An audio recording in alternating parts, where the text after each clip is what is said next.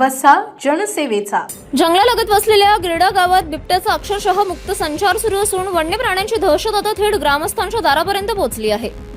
मागील आठवड्यात बिबट्याने तब्बल 6 शेळ्यांचा फडसा पाडल्यानंतर काल रात्री पुन्हा गावात शिरून गोठ्यातील 7 शेळ्या ठार केल्याने संपूर्ण गावात प्रचंड भीतीचे वातावरण निर्माण झाले आहे.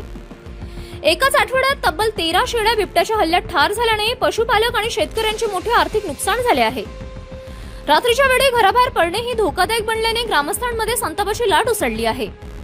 आज शेळ्यांचा बळी जात आहे, उद्या एखाद्या निष्पाप नागरिकांवर किंवा लहान मुलावर हल्ला झाल्यास त्याची जबाबदारी कोण घेणार असा सवाल आता उपस्थित केला जात आहे.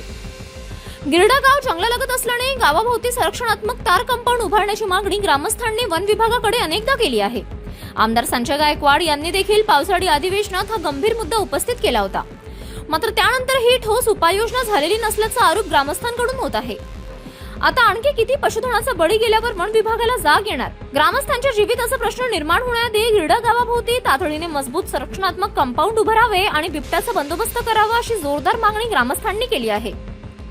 City news.